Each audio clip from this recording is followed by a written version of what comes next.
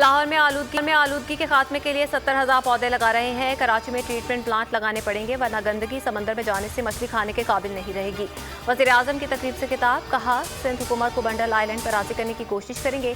कामयाब जवान प्रोग्राम के जरिए माहीगीरों को कर्ज देंगे।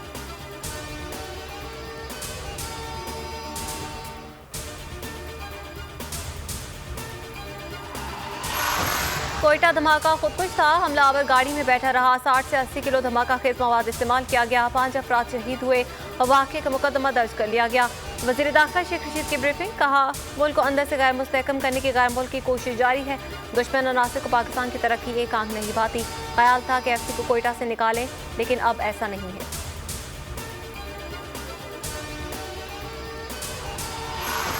लाहौर हाई कोर्ट के रेफरी बेंच से मिला शहबाज शरीफ को बड़ा रिलीफ। आमदन से ज़ायद साजात केस में जमानत मुतफ़िका तौर पर मंजूर। 50-50 लाख के मुचलके जमा करवाने का हुक्म। कल रिहाई का कभी इम्कान।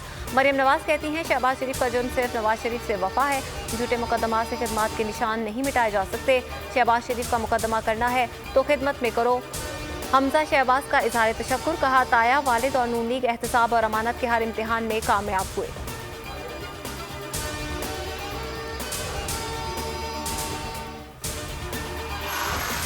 पाकिस्तान पेट्रोलियम के सरबराह की तैनाती पर शाहिद खाकान 26 अप्रैल को नैब तलब। मीडिया से गुफ्तगू में कहा स्पीकर या किसी और इंसान से माफ़ी नहीं मांग सकता, माफ़ी सिर्फ एक ज़ात से मांगता हूँ। NCOC नाकाम हो चुकी, बंद कर देना चाहिए। असद उमर का रद्द-ए-अमल, कहा शाहिद खाकान अवासी 2% की तहकीक कर लिया करें। सारे पाकिस्तान में वैक्सीन का शेड्यूल दिया जा चुका। लाखों की तादाद में खरीदी गई वैक्सीन आ चुकी।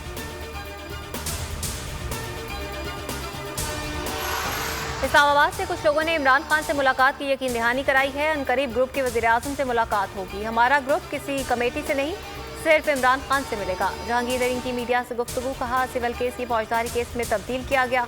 ये तो नून लीग ने भी नहीं किया था। अदालत से इंसाफ जरूर मिलेगा। कॉर्पोरेट फ्रॉड केस में सेशन कोर्ट लाहौर ने जहांगीर तरीन और अली तरीन की अबूरी जमानत में 3 मई तक तौसीक कर दी। शुगर स्कैंडल की तहकीकात में एक और हुकूमती तलबी। वज़ीर आबपाशी पंजाब मोहसिन लगारी भी 4 मई को नैब रावलपिंडी तलब। नैब ने सूबाई वज़ीर असलम इकबाल और समीउल्लाह चौधरी को भी इसी केस में तलब कर रखा है।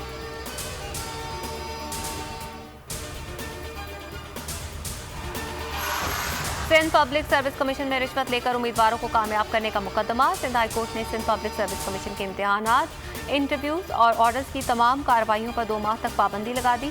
तहरीरी इम्तिहानात, इंटरव्यूज और ऑर्डर्स में शफाफ पॉलिसी का मैकेनिज्म बनाकर पेश करें, अदालत की हिदायत। नैब एग्जीक्यूटिव बोर्ड ने chairman Sindh public service commission के खिलाफ इंक्वायरी की मंजूरी दे दी।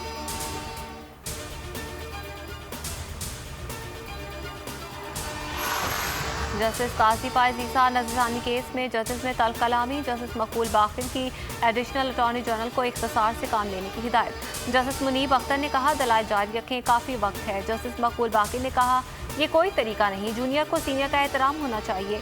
उठकर चले गए। जस्टिस उमर अता बंदयाल ने रिमार्क दिए, जस्टिस मकबूल बाकिर बेंच की महबूबा है। सुप्रीम कोर्ट के लिए हसास तरीन केस है, कोशिश करें जज्बाती ना हो। समात कल तक के लिए मुलतवी।